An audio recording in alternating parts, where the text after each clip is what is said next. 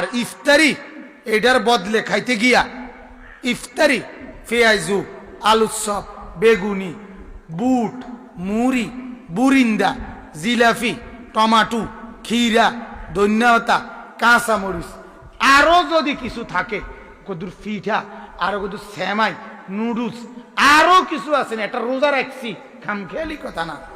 আরে বাপরে আমরা একটা রোজা রাখছি আমরা মানে মহিলা যদি কোনোদিন কোনো কারণে ওই মারও তো কদ্দুর আমার শায়েখ আল্লামা মুফতি মুশতাকুন নবী সাহেব বলে মারও তো কদ্দুর আখেরাত দরকার, বিবিরও তো আখেরাত দরকার, মহিলাটাও তো ইফতারের আগে একটু দোয়া করা দরকার, কান্নাকাটি করা দরকার।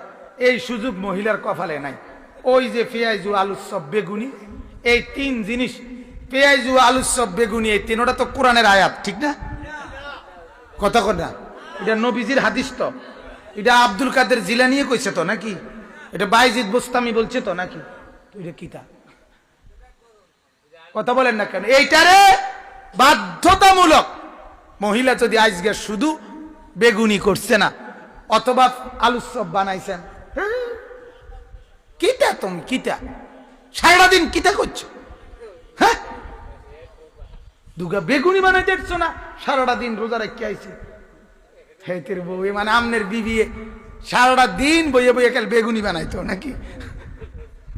সারাদিনে বেগুনি বানাইলে তো বেডি বেগুনি থুপ দিয়ে লেতে, ঠিক কিনা বলেন না? এটা ঠিক না বাজার, এটা ঠিক কিনা?